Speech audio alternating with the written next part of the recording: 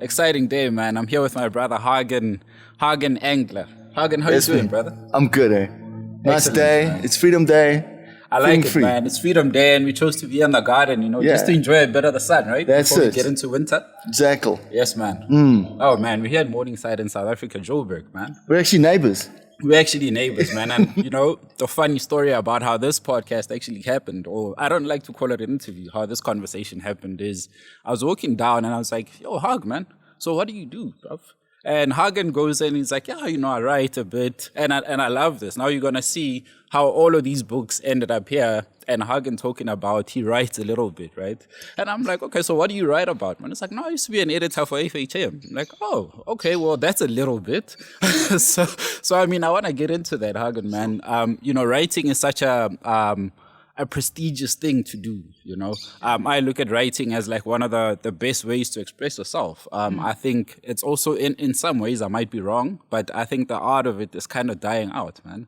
And seeing people like you who appreciate writing from such a expression, your expression is like so unlimited, right? And you use a lot of comedy and you're not so serious about your wording or your writing, if I may put it. We try and entertain, eh? Yes, I think man. that's whether it's going to be funny or, quite shocking, you must come out of the reading experience with some kind of sense of being entertained, especially if you're writing the fiction. Otherwise, if you, writing comms, it's got to just communicate clearly and people have got to feel that they're a bit wiser than they were when they started writing, when they started reading. Yeah, and I mean, but what you're saying about is writing dying? I'm not sure it is. I think it's just changing form and changing formats. Fundamentally. I mean, if you just think about Twitter, that is exercising non-stop writing and non-stop reading. Maybe you don't have to necessarily be writing the whole time, but, it's just little short bursts of writing, which is still writing, and it's still got rhythm, and it's got a kind of punctuation of its own. It's got a culture within that whole ecosystem. Yeah. And then, your timeline is just flying. So you actually, someone must do a study sometime about how much you do actually read when you're on Twitter, because that's a lot of posts that you get through. Maybe other platforms as well. Twitter's my main one because it's text driven. I just like reading. And then I try and do my own little things. I even find like a little way. I try I don't know what Twitter's on now, like 280 is the maximum characters. So I try and write these little stories that the whole thing fits in one tweet, and it can still be fun and like entertaining for the people and something slightly different and just showcase, what I do as well. I guess that's maybe dying. I think it's a wrong term to use. Maybe I like that you said the style of it has changed. Totally. It's like it's bite-sized stuff. Where it's like you used to like reading this whole thesis. No, attention spans are gone. Yeah. I mean, even me, I can't. Even if I'm writing a book, I like be on Twitter. I'm like right there. What's going on? I don't know. You can't. I don't know. We just battle to have that stamina of just non-stop focus. So maybe that's just symptomatic of our times. Man. But we're still reading and writing. I think maybe we also just, attention is dispersed. You're not as focused. You're often doing 2-3 things, watching some TV, got some music on, you're on social media, and you're doing your work. I mean, that's like 5 things that you're doing at once, and we almost just take it for granted. Man. It's bizarre. Eh? Sure. And now, now I have to go into this now. You're writing for FHM. That was, FHM was like that guy. You wanted, every guy just wanted. It was like a men's magazine. In it, Did you read it? I read some of the copies or some of the issues that came out. I want to speak to now how men were depicted in that, and the women, obviously, because it was very risque, right? Some of the images that you had 100%. There. And I suppose the wording as well spoke very much to guys of that time. So how has now all of that experience, changed your view on writing for men and writing for men that you're seeing today as opposed to when you were doing it in the FHM? Yeah. Jeez, that's a huge question, but a very important one. I would probably have to say that we're wiser now. At the time, it was also about entertainment. Yeah. So our thing was, we had like a buzzwords: sexy, funny, useful. Yeah. So that's what we try to provide, and try to just provide entertaining writing to go with the images were sexy women. Yeah. So a lot of it was us on. I was the editor in the end there, and so we're doing shoots in bikinis and stuff. But I just try to do it in a way where we're almost celebrating like the beauty of women. Yeah. Yeah. I mean, that's easy to say, and you can't deny there's like a type of objectification of women that we were doing. Exactly. And then subsequently looking back, you become, more aware of it, and there's a lot of things we would have done differently. Yeah. But at the time, I remember consciously being like, we don't want to objectify these women too much. And what we're also doing is partnering. So a lot of the people we worked with are now superstars now. Yeah. And so you're creating a shoot. It's a photographer, a stylist, lighting person, the model as well, and hairstylist, makeup. So there's a whole team. They all collaborate and they create these gorgeous images. And so that was the kind of teamwork. So when the best shoots were always like, we must get for hair, we must get Sadiq. Like Sadiq Raycliffe was amazing hairstylist. And then we get like the team, and Nick Bolton was a photographer.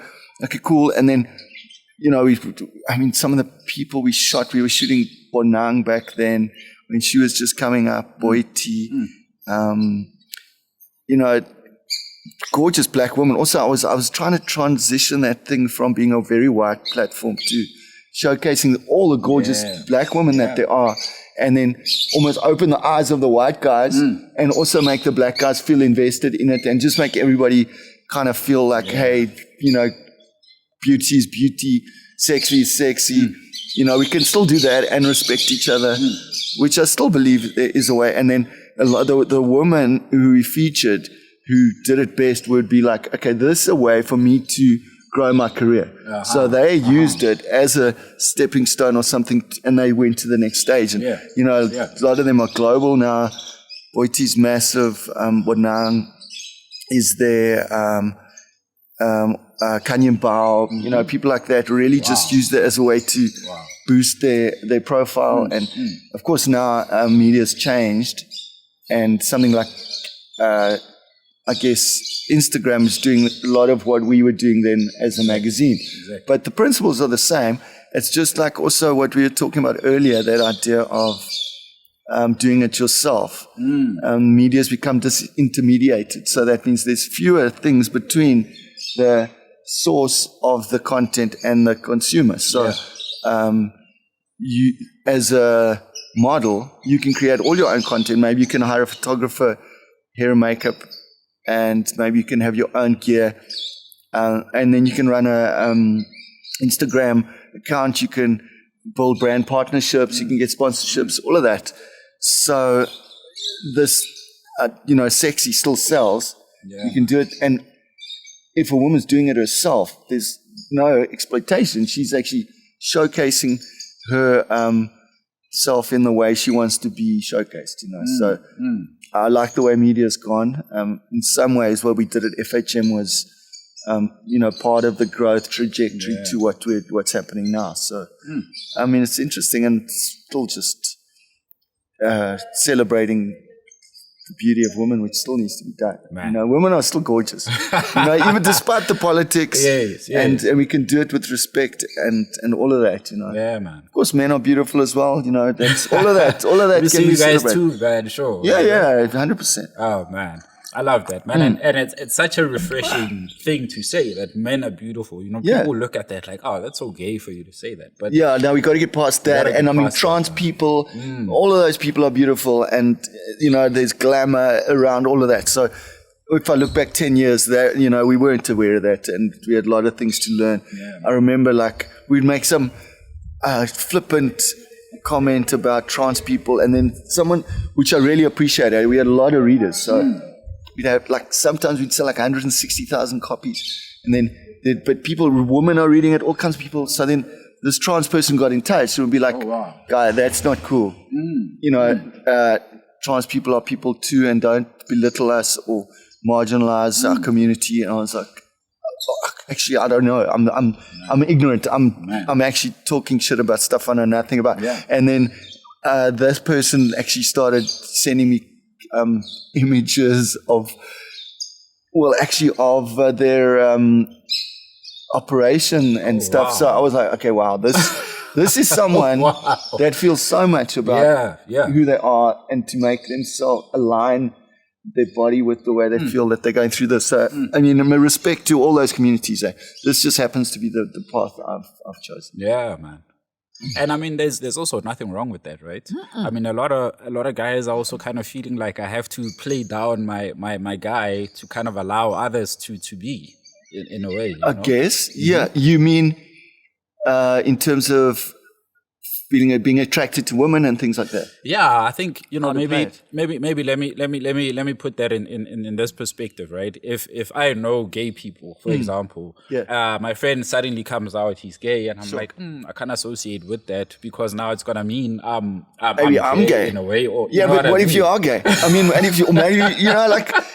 But I understand people have that vibe, and maybe they've got a sense of masculinity they need to reinforce in the company they keep and the way they behave and all of that. But if you're really confident in who you are, then that kind of thing won't threaten you. You know, like if I hang out with a gay person, it doesn't make me less of who I am. Yeah. In a sense, it just opens me up a little bit to their perspective, and I can, learn more about the world or whatever. So people need to get past that masculinity thing, because it is like kind of toxic, and it expresses itself in so many ways. You get women can also express some of the principles of toxic masculinity. Like, can be women that are like, hey, that guy, that's a gay thing for a guy to do. Exactly. Or, like you see some of those red flags that they talk about on Twitter. I saw a woman saying, no, if he runs when he's crossing the street, it's a red flag. Oh, wow. Like implying like, hey, that's less masculine, it's an effeminate thing to do. It's like, come on, man. What the hell? Man? Yeah, come on. And so a lot of those things that people do in the way we act is probably just a sense of insecurity, or what we perceive others expect from us, and it gets so twisted. So you really want to just get to a stage of self-knowledge where you know who you are. Yeah. And that's a journey as well. Man. In a lot of what we are, we only learn later. You start off almost acting it or performing it because you've seen others do. Okay, this is what my dad does, what my friends do. Okay, this is how I must behave.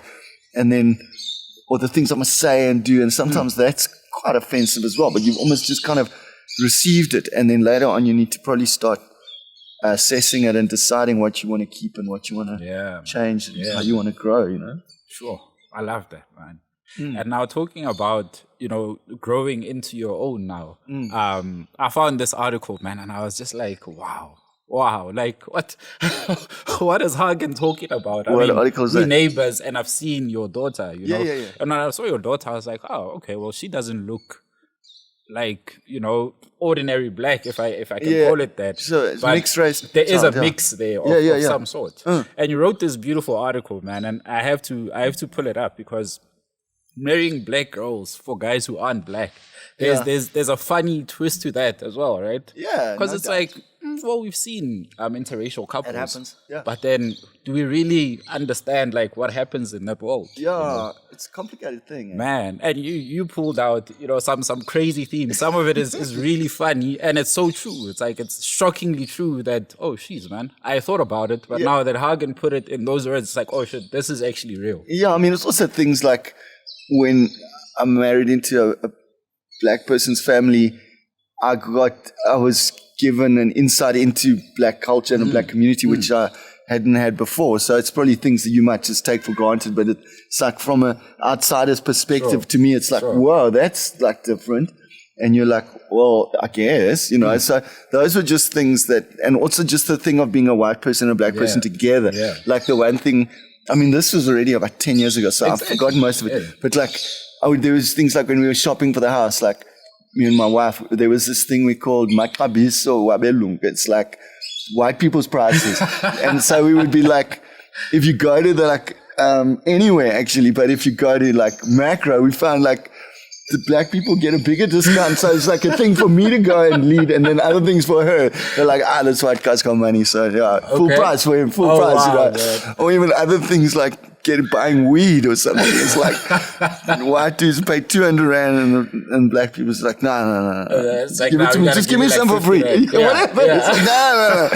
It's a different kind of phenomenon altogether. So it was hilarious, and then also just like lobola was something I had to go through.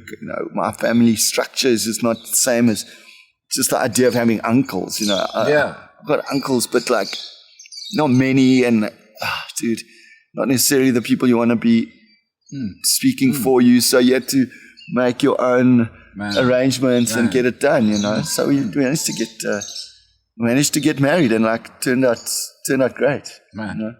And I mean, I'm sure you had like, I read here that you had like funny uncles. Like, okay, well, this uncle's here. Then next time it's like, okay, who the hell is this one now? I thought we were dealing with Uncle Ben. No, that's 100%. Now there's Uncle honest. Steve. But honest.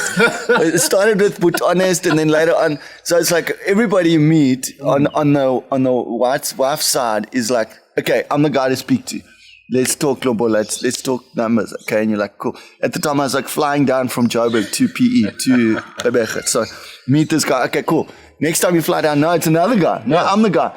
But what about honest? No, don't worry about honest. You can talk to me. So it's like, okay, I guess. I mean, I don't know. And try again. I'm also learning the whole process.